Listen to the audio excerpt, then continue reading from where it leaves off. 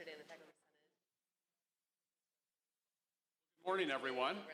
We're going to begin our meeting. This is the 8th in a series, as it says on the slide here. And if you've been wondering where we've been meeting with schools and colleges and support units. I'll talk more about that. But this is the 8th of our meetings that are campus-wide forums. We had 6 of them that were weekly, and then we went to the monthly format. So that's where we are today. I want to give you just a preview of what we're going to have in terms of the format. I'll share some updates, some things that we know. There's been a few developments this week. There's much work that's been done by our budget planning task force and the communication task force, and then continued meetings and discussions with governance groups. We'll then have time for our open discussion, and then I'll reserve the last 5 minutes for some comments and perspectives for looking ahead, given that this is the end of the semester and some of you may not be either on campus as much or at some of the meetings, but I'll talk about some of the things that we'll be doing in terms of next steps. So a quick recap and a few additional developments, even if you've been at some of the meetings that we've had this week, include the fact that the $300 million cut is still out there as proposed in January, and it may be closer to $350 because of questions over cost to continue. So nothing new there other than some of the other elements that are in items number 2 and number 3. Those we knew this week. Those became new information this week, where there's flat state revenue projections, which for the last month to 2 months had been part of the story, part of the footnote, if you will, of the story, that there's a desire to cut the cut, but it depends on new state tax revenues. And now we know there's likely to be very modest, if any, additional tax revenues. So that means, back to the size of the cut, that we are likely to be facing that size of cut. Now, the budget isn't the budget, as we know, until the governor signs it. So there's a lot of things that happen along the way. There continues to be many legislators who are saying we're going to look at doing anything we can to moderate that cut. You saw the governor's statement in the newspaper yesterday, which talked about the support for K-12 and UW system coming in front of the Bucks Arena. So that was part of the headlines yesterday. So that was I think, an interesting and important development. The other piece that we heard earlier this week is no restructuring. The legislature has said, Senators Nygren and Darling issued a statement that said they will not be including a public authority in the budget that's approved. So those are 2 new developments from this week. There remain, as I put in my campus memo, questions about the status of Chapter 36 and shared governance, because those were redlined as parts to go out, because they would have been presumably part of the public authority, so they would not have been part of the state budget. That's something that was going to be taken out. And of course, as the tense is appropriate here, speculation will continue, speculation is continuing. There continues to be questions because we are not part of the budget discussions until later in the joint finance executive sessions. In terms of some of the next step, over the next 3 weeks, there's many important discussions that will be going on, and it's critical that we continue to have the advocacy that we've been having. Joint Finance Committee, we've seen the reports of the executive sessions for the next several meetings that they'll have. UW system specifically is not in next week. It typically comes at the end, but elements of the capital budget are included in some of the discussions this week. Legislative Fiscal Bureau will continue to work on the budget papers, and then later in May, the entire budget goes to the full legislature, and it's presumably going to be passed in late May or early June. Now, it's a joke that our provost will oftentimes say is that every time we see this slide, the date tends to get pushed back a little bit further, the way state budget processes work. But at this point, what we know is late May and early June is the projection. I wanted to share with you something that I've been saying and anticipating or projecting a little bit, and I've used the phrase, we've had 80 to 110 budget-related meetings over this semester. And so I sat down, and I'd mentally kind of gone through this, but I actually sat down and checked with some of my colleagues as well in terms of work that's happening. And the number is actually much closer to what you see on the bottom line of this slide. And it's conservatively that we've had about 165 meetings on and off campus this semester that we would not otherwise have had. You can see the itemization of those particular areas, the fact that we've had a dozen budget planning task force meetings and a dozen budget communication, and prep for these includes at least 20 meetings, and lots of other types of activities, internal, external. And you can see, for example, third from the bottom, the Joint Finance Committee and legislative meetings, 51. Most of those are individual, one-on-one. We had a meeting called Madison Night in Milwaukee on Tuesday night. There were probably 7 or 8 legislators, and then there were a number of other elected officials and many key players. We count that as one meeting. And so again, just conservatively, we've continued to be remarkably engaged with respect to this. I share this for a couple of reasons. One is that they're very, very good people. You, many faculty, staff, administrative leaders, alumni, and others who are working tirelessly. These meetings, you could say, well, that's what people are supposed to be doing. That's our jobs. Well, in fact, we're still doing all the other work, and I think that the immense effort that we've done is just extraordinary. It's a point of pride. The impact and the softening of the stance, I think, is something that is a result of a lot of the communication, a lot of the telling of our story. And there's great things that are told today, much more awareness, remarkable materials that we've prepared, and we need to continue that, and we will. And when Tom talks about some of the work done by the Budget Task Force and the Provost talks about this, they'll talk about some of the things that they've engaged in specifically as well. Get my clicker to work here. There we go. The advocacy aspects that build on that include the meetings and strategy that we've employed. And briefly, what we've done, and the key parts of the strategy, is that for every legislative meeting, we have a grid for the entire state, and it shows for each legislator or assembly representative how many Panthers, alumni, and students are in their district. And so we can talk to Senator Darling, and we can say, Senator Darling, you have 12,165 Panther alumni in your district. You have 765 current students, Panthers, and they are very concerned, we are very concerned about the budget, the size of the budget cut, our ability to continue to have the impact that we have, and we go through extensive work, and Senator Darling knows that. She's represented this district for a long time. But we do that with every single legislator. We've got that homework. We've got what is of interest to them, what are some of the particular areas in their background that really resonate. And so we've been having very, very thorough conversations with them, and many of them repeatedly. In terms of the campus community budget conversations, you know the numbers here already in terms of the budget town halls and the 17 school, college, and unit gatherings. Those continue. We have as many, some weeks as 4, maybe 5 meetings that we have with schools, college, and units. We find that the conversations at the school, college, and unit level is more intimate, it's more nuanced to that school or college, because every school and college has its own perspectives, questions, and concerns.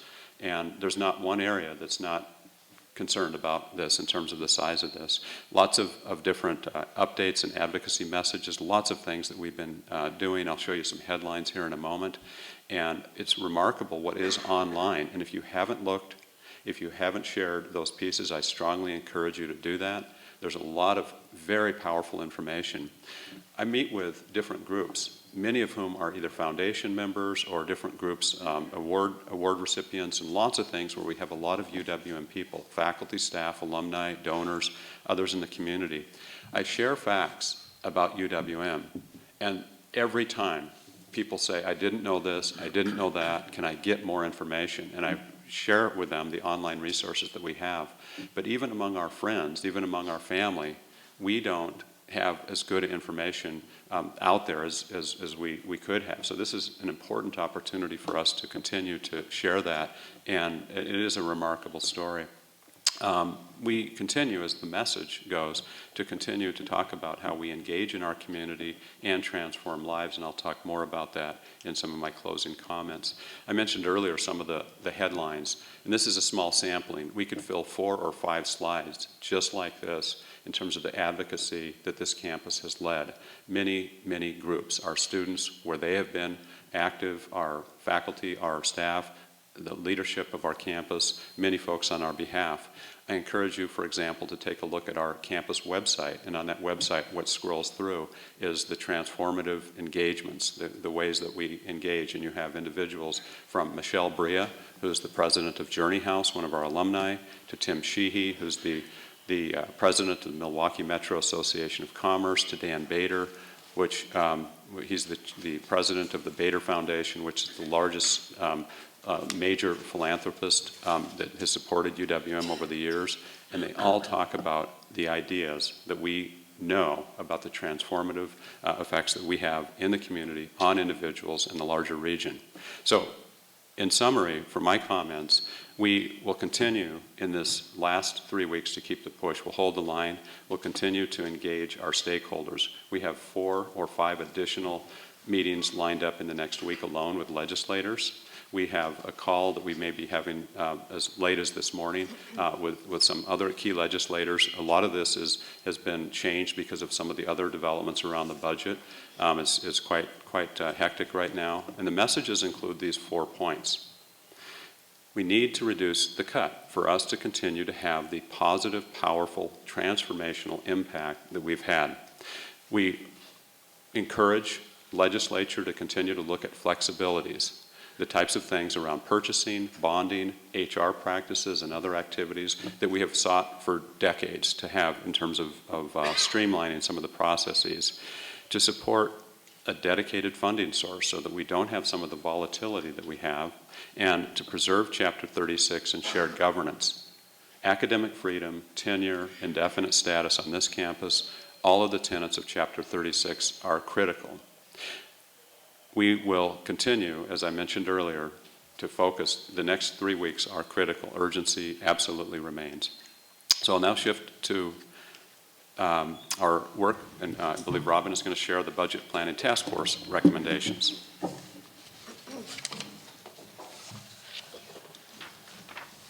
Good morning.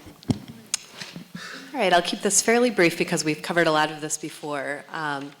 The Budget Planning Task Force started its work by considering what our long-term picture would look like and talking through a number of different options, and ultimately decided that we would look at the first year of this cut as a lapse, that is paying for that first year through cash.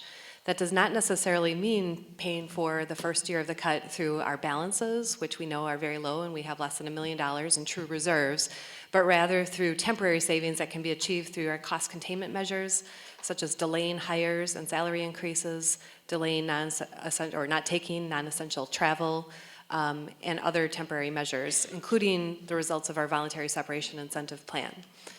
So we have asked all of the 5 major units on campus to provide scenarios that total up to $26 million, which we have now collected.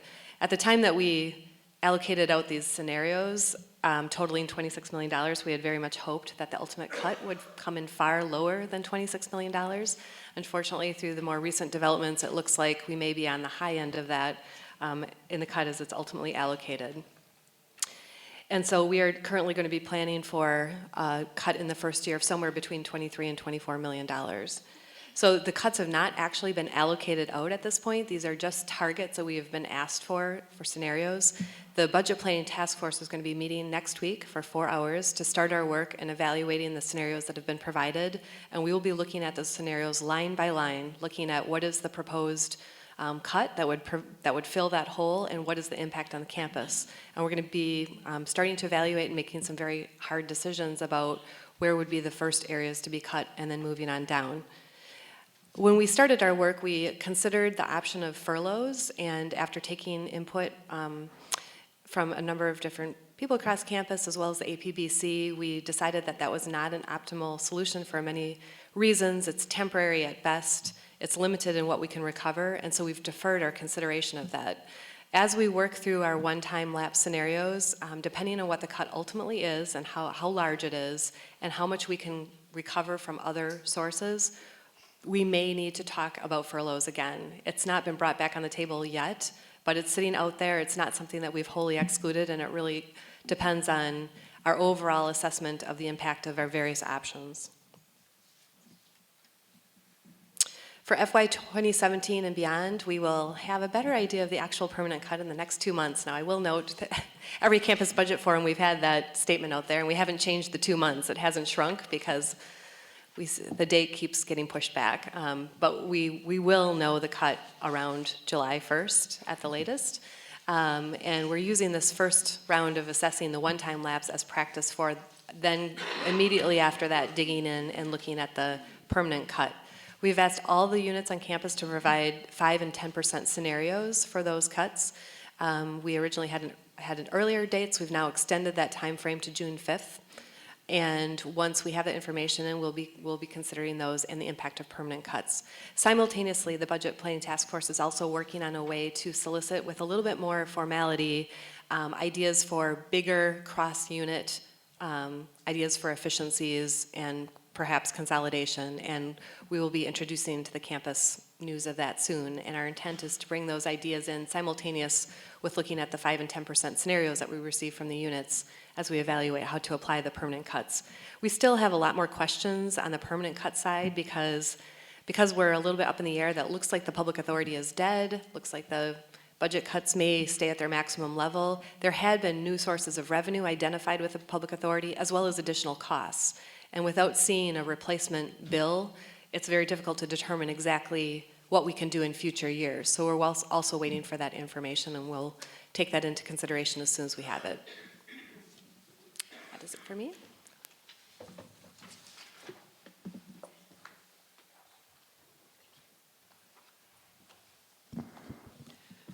Good morning. On the advocacy side, the Chancellor did a great job running through a lot of the steps that have been taken over the last couple of months, so I'll be brief. I do have a couple of updates for you.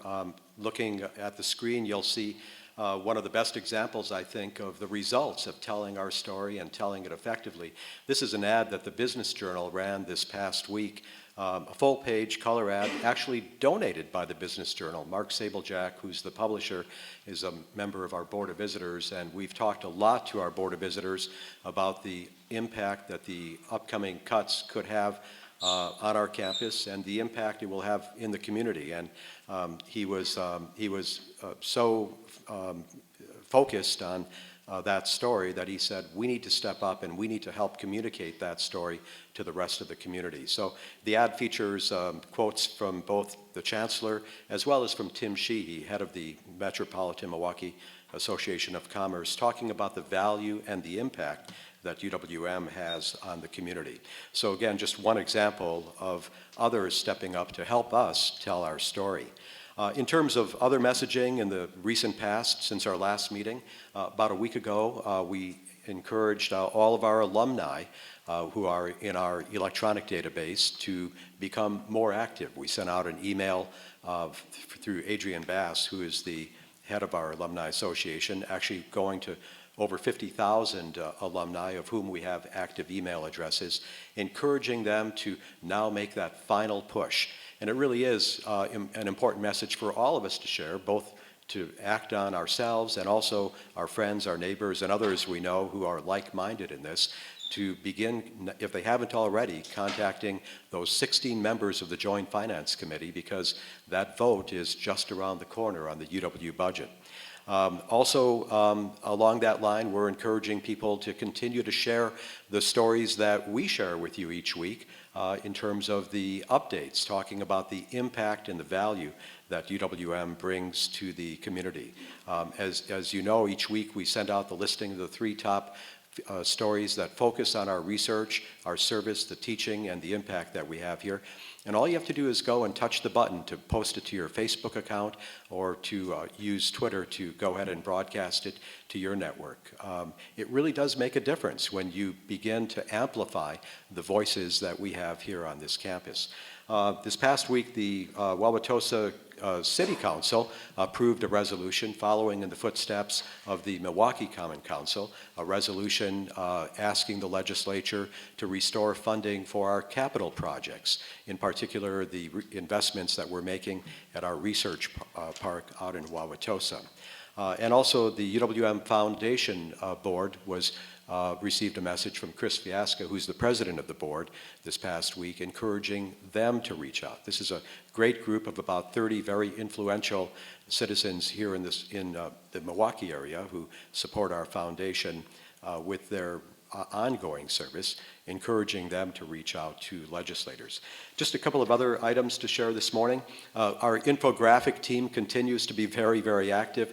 We have another one that we created talking about the reserve fund, or perhaps I should say the lack of reserves that we have here. This one reads, UWM's rainy day fund is only 1% of its total fund balances. It's a message that we're delivering in the Capitol in our visits, along with the other message points that the Chancellor addressed, because we've heard that there are some legislators who still believe that we have vast amounts of reserves sitting there that we could tap into. And as you know from these meetings, that simply isn't the case. And we also just posted to our website another fact sheet. And again, this is that great resource that the Chancellor talked about, where you can go in and download information and arm yourself or share it with others. And this one really is more of a narrative that talks about some of the selling points or the features of UWM, and it supplements that one-sheeter that has been up there for some time. So our goal is to continue in this last couple of weeks to keep the push on, and we encourage you to do everything you can to extend the messaging, and we thank you for everything that you've done up until this point.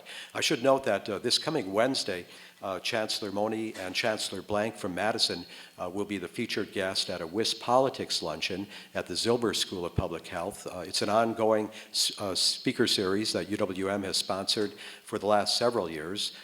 We planned these sessions back in January of this year, and little did we know how the timing might be fortuitous in terms of extending our messaging. We still have some seats available, so if you're interested in joining us, just contact me or my assistant Laura, and we can fill out the open spaces that we've got. And I'm sure you'll be reading some media coverage about that discussion about the impact of the cuts on both UWM, Madison, and the rest of the state. Thank you.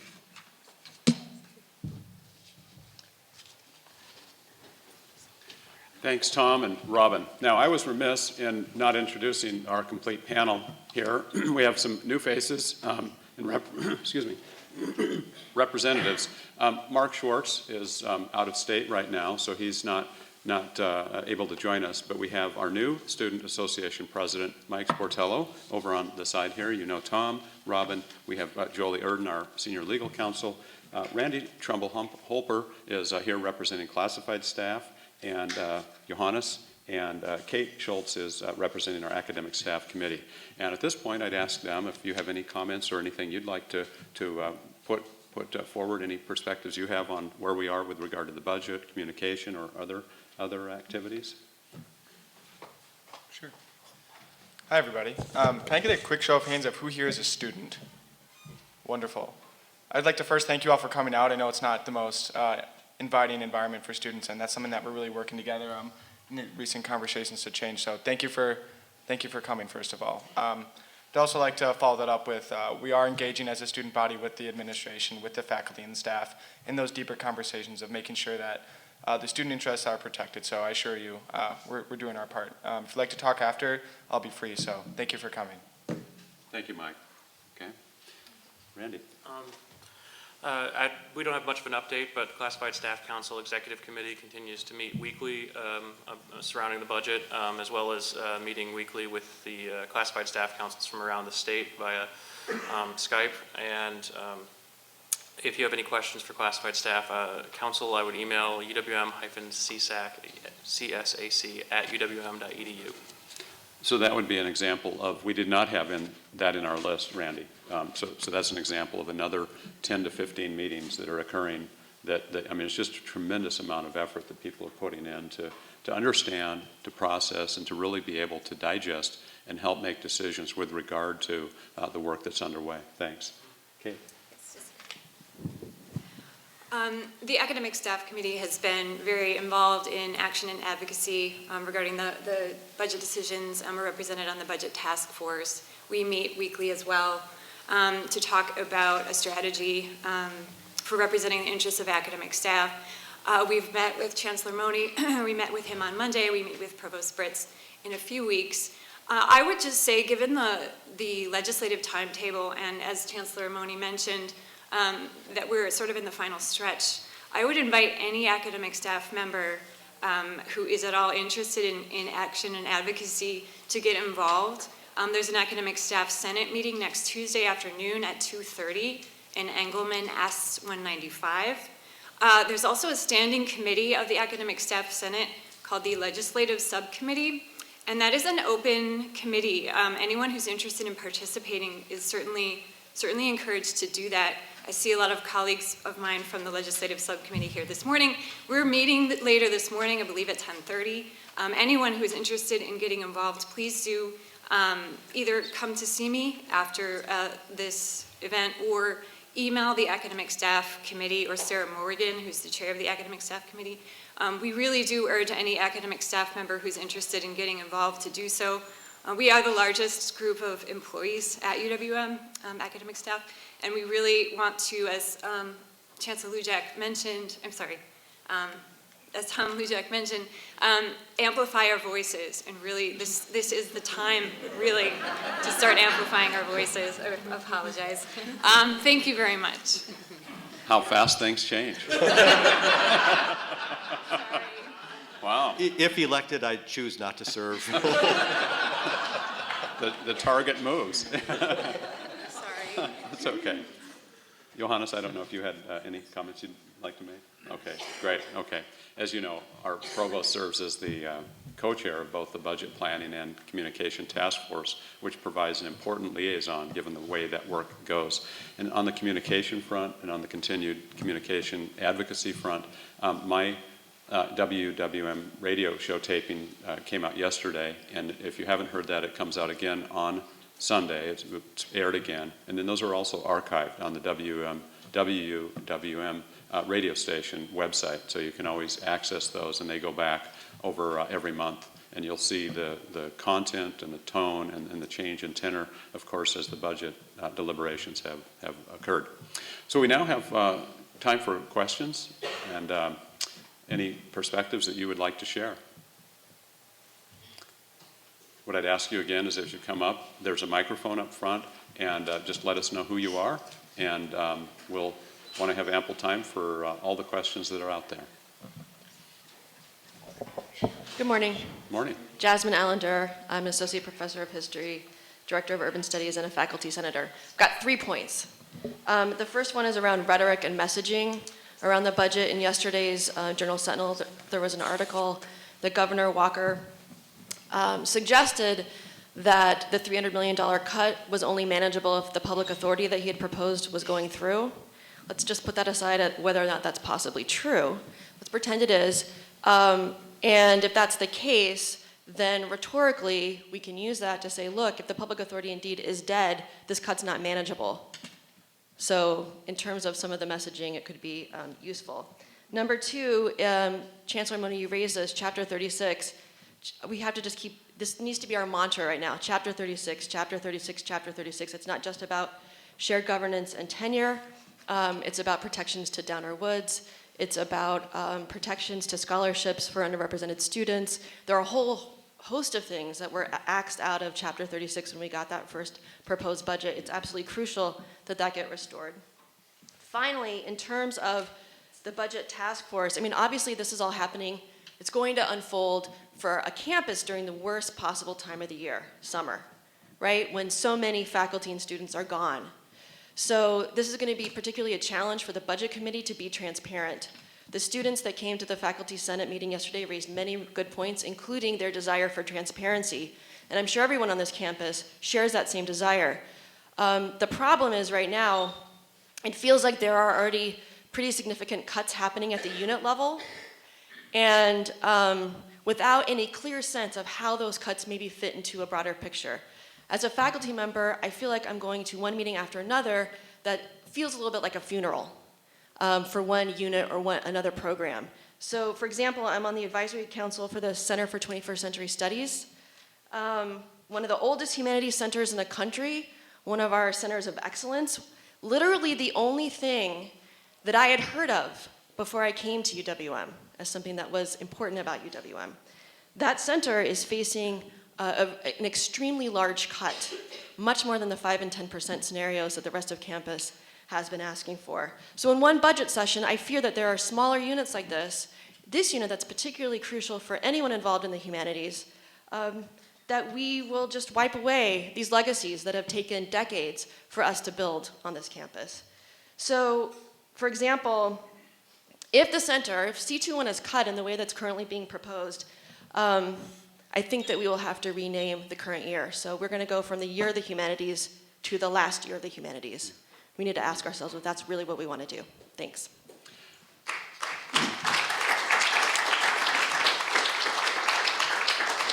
Jasmine, if I can, whenever I can, I think it might be helpful, if I may, just respond real briefly on your first point with respect to the rhetoric. I think it's an excellent point to use that argument back, that if the manageability of this is premised on us having flexibilities, let's use that point. Couldn't agree more. The idea of Chapter 36 being a mantra, again, absolutely well put. Couldn't agree more, and think that's particularly important for us. And we did talk about that as one of the key points. The timing of this, if I can just elaborate a little bit further, this is the challenge that we face. It's very difficult because we don't even know yet what the budget cut is actually going to be. It was only this week that we learned that it may be the full size of that, and of course we've been planning for that. As I've said many times, it would be imprudent or irresponsible not to plan for the full size of the cut, given what literally is in black and white. The challenge in particular is no matter what time of year it is, we have never been more diverse, more inclusive, and more open as we've gone through a cut. We never have the size of the task force, the support group, how we've got multiple representatives from so many different perspectives. And this is the challenge. You've got 28,000 students, over 5,000 employees, lots and lots of community members, and we could never make decisions if we had everybody involved. So we're trying to find that right balance, especially because this has happened so quickly. And yet it hasn't happened. It's a hurry up and wait type of thing where we're trying to develop plans. No decisions have been made. We're really asking for the priorities. We're asking for how these cuts would be affected so that we can figure out how do you cut $24 million out of our budget in almost immediate terms, up to $24 million. We certainly hope, fingers crossed all the way around, that it does come in as less. But I do want to just share really the process and hope you understand what we're doing and all the intensive work. There's, for example, a 4-hour meeting on Wednesday followed up by another 2-hour meeting that the Budget Planning Task Force is considering all perspectives. This is out, it's open, it's really something where we're trying to communicate where we are as we go. I don't know if on the Budget Planning Task Force you want to add anything to that? I can just say we will also then run the recommendations of the Budget Task Force by the APBC. There's a special meeting that the APBC called on the 21st of May. And there are actually more members of the APBC has been co-opted to the Budget Task Force, I think 3. So there's about 5 or 6 members just of the APBC on that specific committee. And then in terms of the humanities, as is with many other units, we went line by line through the what we could see from LNS, for example. And I do know that they also have a number of meetings to protect what they believe in. But as Mark said, that those decisions has not been made because you do that within the larger context of all centers, entities on our campus. I would say also, reiterating that no central decisions have been made, but units are working on this, and they know that they need to come up with cash of some level, not yet determined, but they're probably in the preparations for that. Jasmine, I think your question is a really good reminder that all unit heads should be also in regular communication with their bodies about the work that they're doing, because we can't, manage all of that at the central level. Great. Please. Good morning, my name is Carrie Smith. I'm a PhD student in urban studies. I have a question for Mike and Chancellor Monet regarding the student sit-in yesterday. If you could tell us more information about that, what were the concerns of the students, and how are both of you continuing to work with those students to address and communicate about those concerns? Okay. Mike, you want to take the first, or do you want me to? Yeah, I'll do that. Okay. So they had a couple of things they wanted to touch on. The main one was they wanted Chancellor Mone to be more public and outgoing in his stance against these budget cuts. That was their first concern. And their second concern was really one more transparency and being more open about what's going on. I'll address the second concern first. We brought them into the Faculty Senate meeting that I was attending, just one of those monthly meetings that I attend. And really, I think that was a good point in terms of transparency. Something that, in the recent weeks I've been, trying to change. I've been as forward as I could be, and I think Chancellor Mone can attest to this, with trying to be more transparent, and they're working with us on that. It's an ongoing process.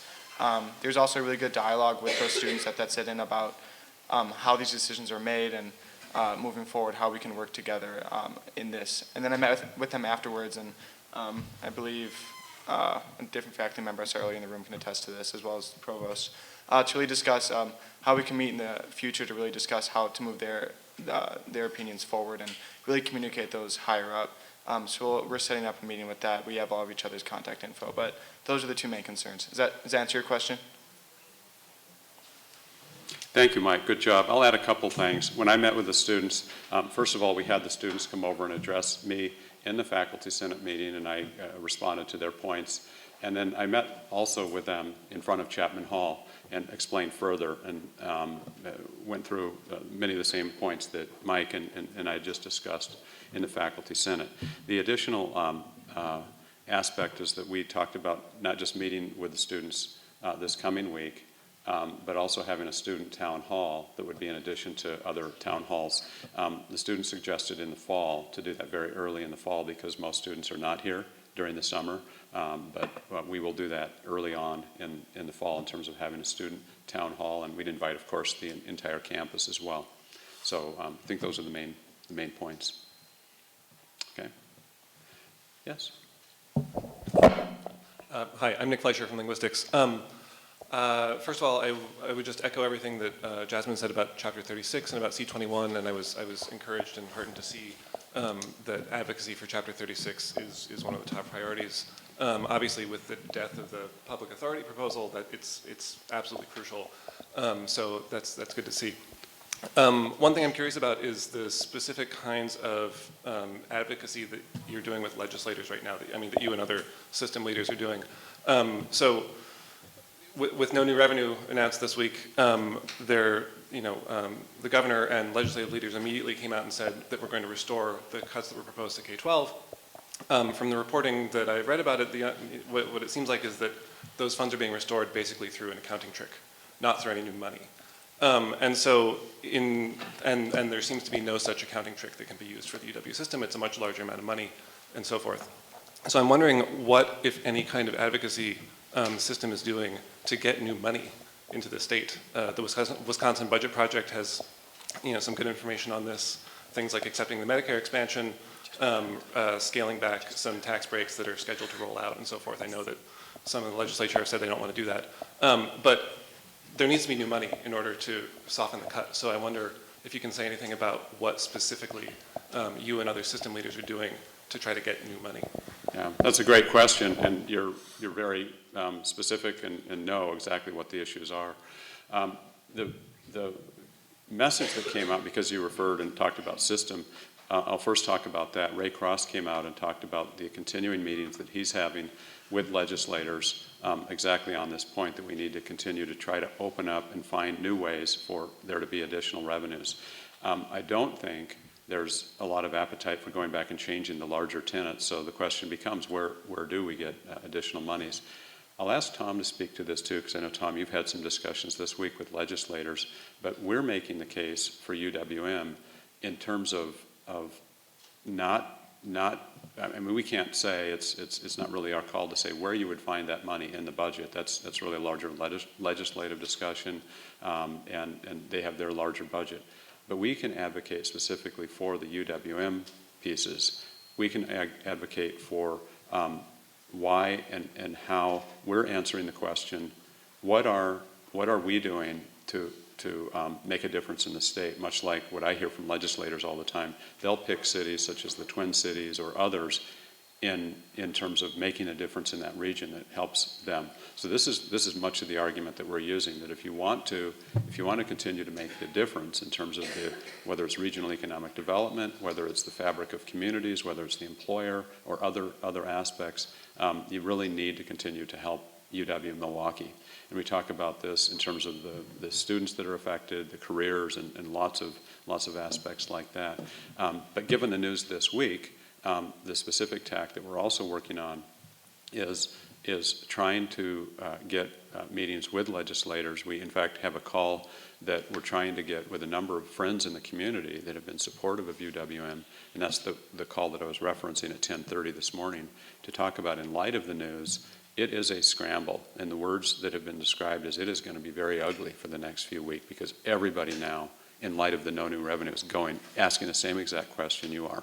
How do we try to change the narrative? How do we try to change the discussion? How do we relook at some of the budget assumptions that are built in?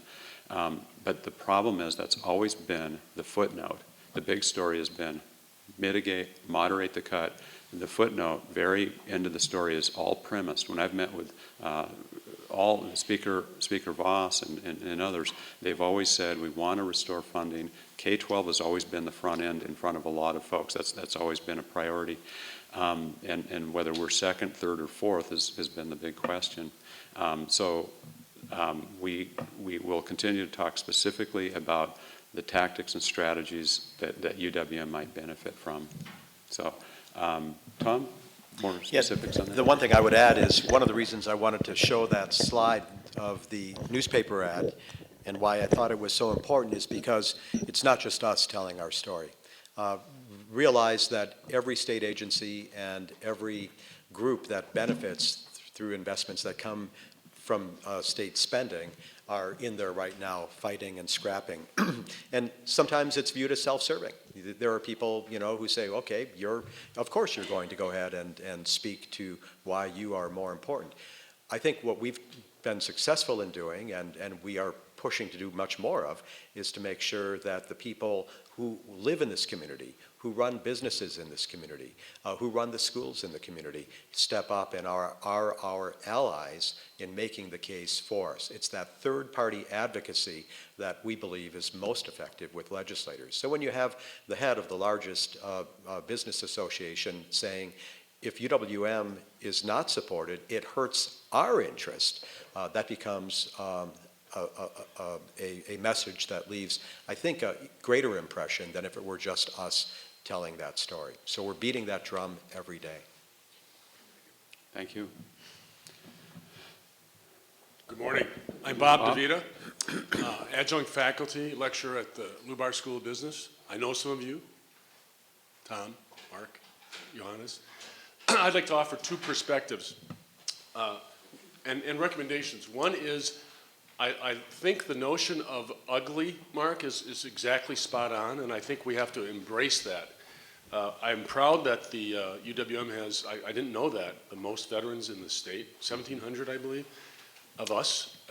Veterans? Yes. Veterans, we have almost 1,100 current students alone, and more than twice as many as in any other Wisconsin institution. Terrific. And my point is, when you go to a Marine and you ask them how they look at adversity, they say you embrace the suck. Yeah. So I think we have to do that here we're at a tipping point. This is a big inflection point.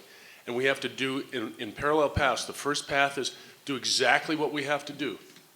Rebecca Blank took a lot of heat when she started talking about what they were going to do for going out too early. Mm-hmm. And I think that was spot on. We have to do what we've got to do, adjust and adapt as if it were the 300 to 350 million cuts. At the same time, I think we have to ignite the people that we saw quoted there, but I've also heard from other people, John Torina, Sheldon Lubar, personally talking about the aspects of the budget that are so monumental. I would like to see all of our business leaders be ignited and just go as our advocates. And I'm sure you're doing a lot of this in the background, but I would like to have sort of that transparency that we're talking about, the visibility. Now's the time for courage. Thank you very much. Yeah, thank you, Bob. One of the things that Bob is also, Bob, if I can point out one of our great alumni and former football players. So a lot of great things. Yes. Yes. Patrice. Yeah, hi, I'm Patrice Petro. I just want to make 2 points. One, it might seem like, kicking a dead horse, but I really want a lot of revenue to this campus, but because of the budget model, none of it comes back to us. We're treated now like a school or college, having to self-fund any promotional or other increases, which is insane, because we don't get to keep any of our revenue. None, zero. So we haven't had our meeting yet, but it already feels adversarial and not collaborative. It's one thing when we're dealing with the legislature, but I would, as someone who's been here almost 30 years and has worked my hardest to promote and protect and UWM, that we have in the process where we have to make hard decisions, that this is done in a way that is all about moving forward together, not an adversarial relationship, which is what it feels like right now because people are panicked about what the size of this cut is going to mean. Patrice, thank you. I'll respond, if I may, briefly. First, regarding furlough, regarding the budget timing and meetings, I'll ask Johannes and Robin to talk a little bit more about that. But on the furlough front, just a couple thoughts real quick. We did follow really a lot of the input from campus, and that's why we have not gone down that path, at least in the first round of this. So your point is well taken. That's the sentiment that many people shared. That said, we do have faculty and staff who have come forward and said, could we do a voluntary furlough? I know that might help my unit. I know that might be something that should be considered. And I have to say, nothing's off the table as we search for that $24 million. So that may be still something that's out there. And I agree with everything you've said, and we have to weigh all the different sides of that. The other comment about the timing of the meetings and things like that, I know that your unit is really part of a larger unit, the largest unit in many ways in terms of a lot of that discussion, in terms of how that's going. But I'll ask Johannes and Robin to talk about the timing of the meeting or meetings that will happen. No, actually, I think it's a good idea to set up a separate meeting also for CIE, because we started off just as meetings with schools and colleges, and then it expanded to include student affairs. So I think what we should do is just add another meeting and have a meeting specifically with CIE. Yeah.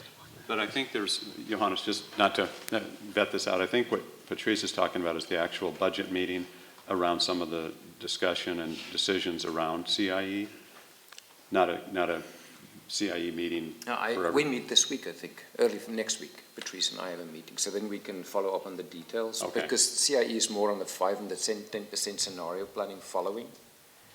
And then also what we do through CMAT is really protect our enrollment management piece, really to get through the difficult times that we are in. Because if we want to survive this, we need to protect enrollment management through enrollments and through the retaining of our students. But we meet next week, so that will be good. I would only say CIE, although some of you might have come to believe that it's only about international students or international student recruitment, we have degree programs, research programs, fellows programs, study abroad, Institute of World Affairs. It's a big unit that does a lot of different things. So I want to know that when we go forward, it's about protecting what we can to the best of our ability. And it's not only around enrollment management, although I understand that as well. Thank you. Okay. Hi, Nigel. Nigel Rothfels. Just 2 quick things. The one is something that happened a little bit earlier. No decisions have been made, but decisions are being made all the time, it seems to me. And it comes down to if a colleague has decided to leave, we already know that position is going to be kind of lost at this point. And so it feels like no decisions have been made, but I think we also know decisions are being made all the time.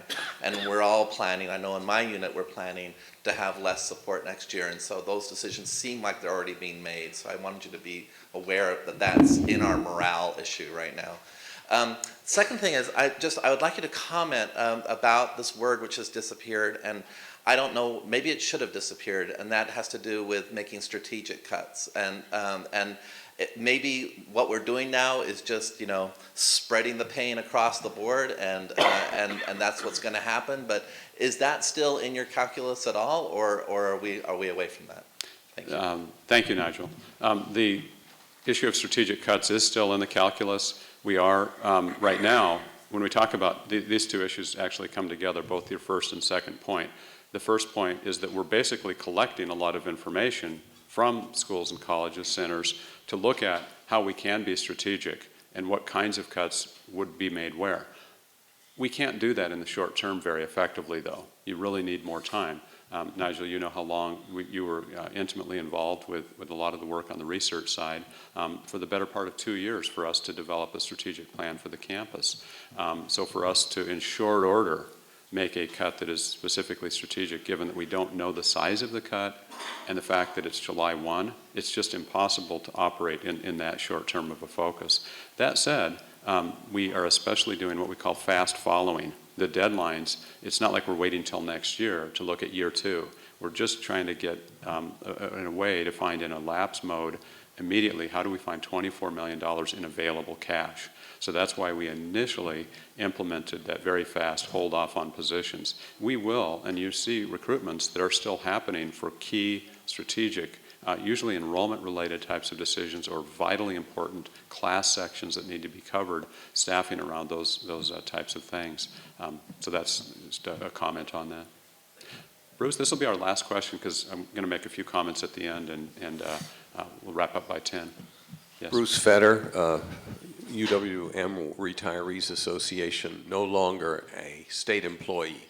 And I wanted to try to put things in a broader context because everything has shown just how much UWM is mobilized against these cuts. But in a larger context, what we're confronted with is a state government led by a governor who is more interested in making his reputation as a tax cutter than as an administrator of resources. And we have a situation in the state right now where not only is the university taking across the board cuts, but also the K through 12 system, the healthcare system, and even food for the hungry. And I think that the press is committing a malpractice by not pointing the larger context of the extent of the budgeting which our governor has inflicted upon us.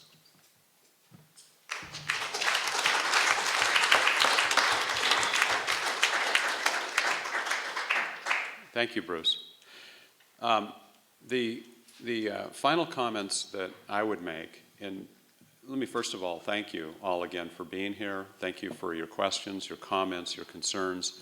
These are critical, but this is how we will continue to have our dialogue. We will continue to share information, hear your concerns, adjust course with the feedback that you provided. Continue to I like your word a lot, Bruce, mobilize. That's exactly what I think has happened thanks to our great governance groups, all our faculty, staff, students, alumni, friends, so many folks that have come forward and have so many conversations with all of us about wanting to help. What I wanted to do is share just a few thoughts about the future and talk about how we'll continue to approach this and some of the ideas or principles that I want to share.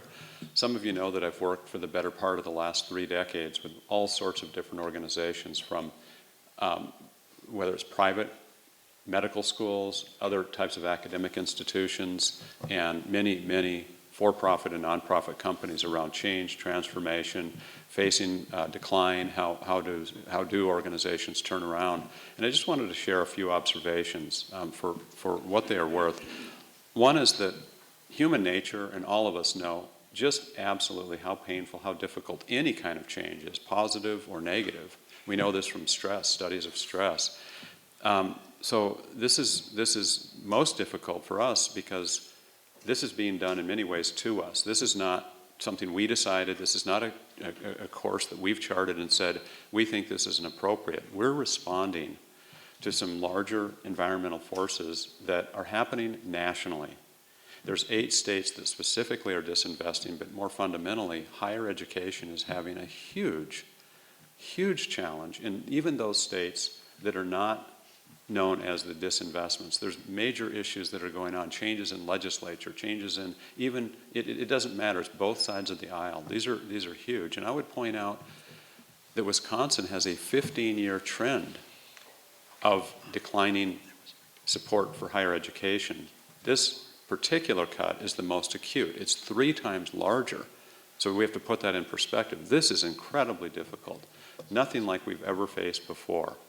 And it's normal in that context for us to feel, as Patrice discussed, adversarial. It's normal for us to feel like circle the wagons and shoot inside.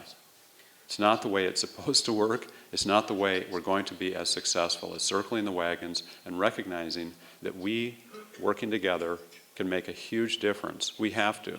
And I like, Bob, your point. We can absolutely get ugly back. Look at my face. You know, there's no question about it. We are. I am.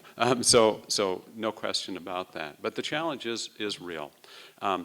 We are all affected by this, and while we'll be strategic, we have to protect certain things on the campus.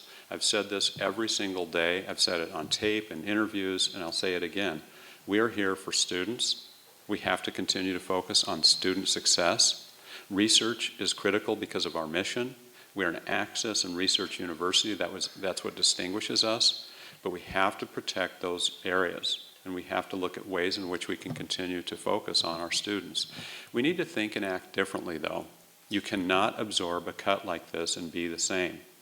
That's hard. It's difficult. But I ask and encourage all of us to think about how can we be more efficient? How can we consolidate as needed? I worked for many years in units that had multiple operations that ran in tandem. When we faced adversity in our budgets before, we combined operations and found remarkable efficiencies, and we actually served students, faculty, and staff better. This is at UWM. I've also been involved with creating units, such as the Masters in Human Resources and Labor Relations, that has sharing of student credit hours, which, by the way, is often seen as an impediment to why we can't work in collaborative manners. Things can be done. This is time to really look at the existing prevailing sentiments and the rules and say, how can we work differently? We have to. There's simply no way around it. But keeping the goals in mind around students, elevating research, continuing to engage in the community. The collaborative structure and approach, as I've said, is important. And the thing that keeps me optimistic, hopeful, and believing so much in UWM is our values and remembering why we're here. The mission that we have, the noble aspect. Every day, how I hear alumni say, if it weren't for UWM, we'd have to invent it. If it weren't for UWM, I wouldn't be where I am. I had dinner on Tuesday night with a very successful alumni, and he said where he came from, he didn't have the means, and he came to Milwaukee, and he heard about the possibility of a scholarship. He graduated, and he has given back almost $1 million, and he said, it's the least I can do. I'm taking him seriously up on the least that he can do, and cultivating this in much greater depth. But this man gives his commitment for $1 million was one thing, and he's on the line for more. But every day we hear this and we see this. Last night we had a candlelight vigil for victims of the Nepali earthquake. And it tells you we had hundreds of people. Mike, correct me, I counted at one point almost 300 people right here on the Space Plaza. Mike helped put this together with members from Dr. Kalyani Ray, Swarnjit Arorat, friends from the interfaith community. And it reminds you of why we're here. It was some of the most heartfelt, some of the most important support that you feel that. You know that that's such a core value of this campus.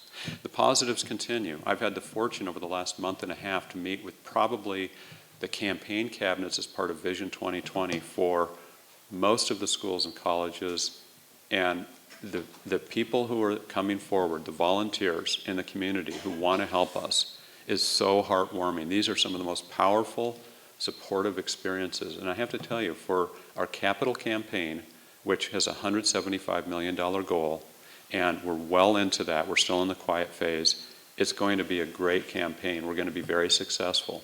Many people saying, I know my support is more important than ever. I believe in UWM, and we all wear our pins, and that will be the talk that I'll be giving on June 4th to the Board of Regents. It's titled UWM, Vital to the Future. It's the most important things that we can work on. We have, meanwhile, continuing partnerships that evolve every day. Let me just tell you a couple of things so that you know that we're continuing the good work, the additional education, the additional research, the additional things that happen.